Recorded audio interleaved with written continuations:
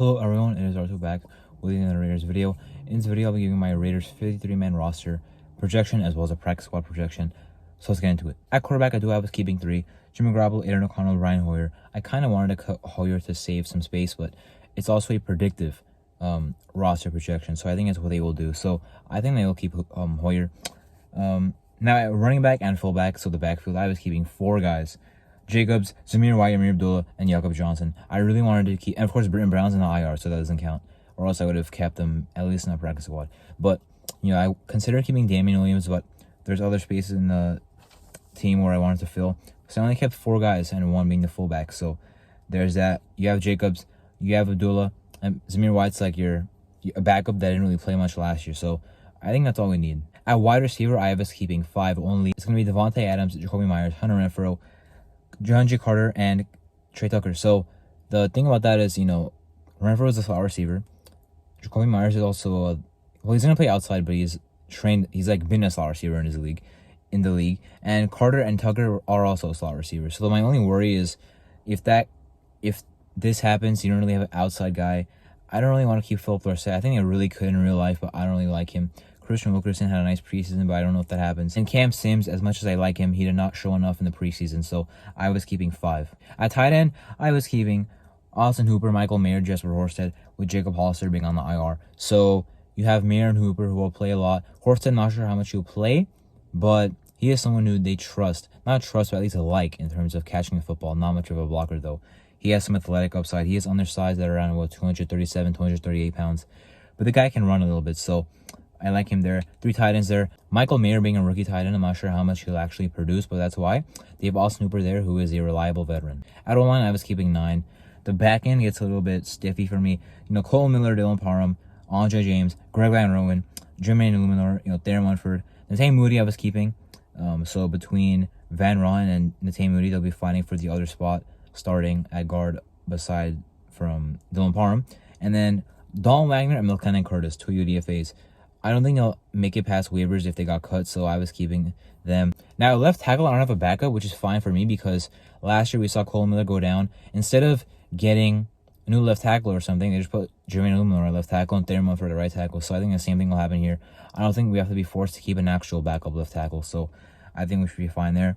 And then at defensive end, I was keeping 5. Max Crosby, Chandler Jones, Tyree Wilson, and Malcolm Kuntz is the 4th, with Jordan Willis at 5 as well. And I guess David Obukugo is the 6th, but he doesn't count against the 90-man or the 53-man roster. So he'll either be on the practice squad or the active roster. But anyway, I think Malcolm Kuntz is better than Jordan Willis. I think he is the 4th best defensive end on the team. I really hope we keep him. I really hope we use him after we keep him. And Jordan Willis will be a fine 5th option. At defensive tackle, I was keeping 6 guys. Pretty stacked there. Bilal Nichols, Jerry Tillery, Neil Farrell Jr., Adam Butler, Byron Young, and Nesta Jade Silvera. With Silvera, I don't think he'll clear waivers, and he showed enough in preseason where I think it's worth having him develop on the active roster instead of the practice squad. And then Byron Young will play a role. Adam Butler is just, in my opinion, I know he's a veteran. He's not like, a sexy veteran, but he's too good to cut, in my opinion. I think he's good enough. And then you got Neil Farrell, who is supposed to be maybe the starter at nose tackle this year, but definitely should be better this year. And then Jerry Tillery to be your pass rusher, and Bilal Nichols to be your best D tackle.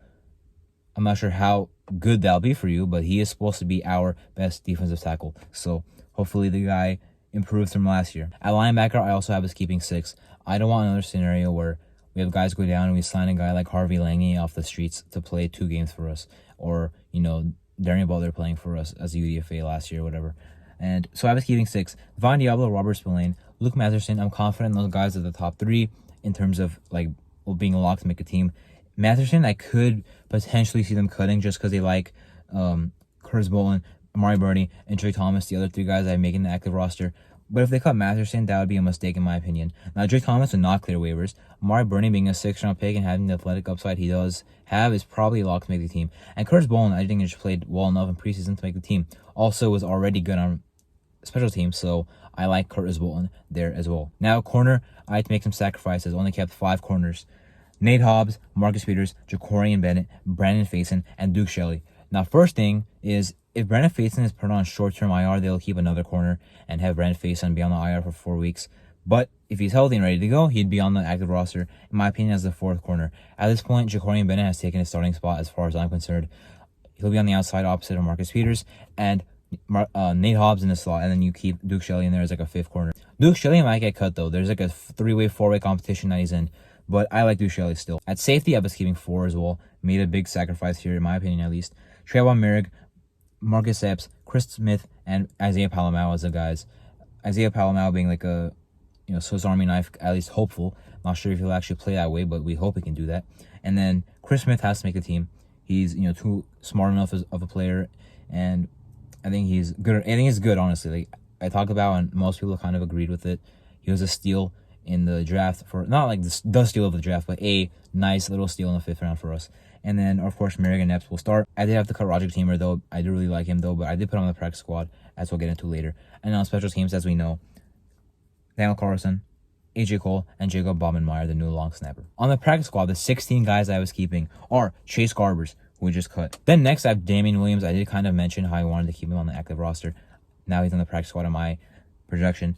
Hronis Grosu as a backup center. Sincere McCormick, still want to develop him, but he was not good enough in the preseason to make the active roster, in my opinion. Then you got Philip Dorsett, Christian Wilkerson, and Cam Sims, as I talked about, only keeping 5 receivers. Got to have some backup options on the practice squad.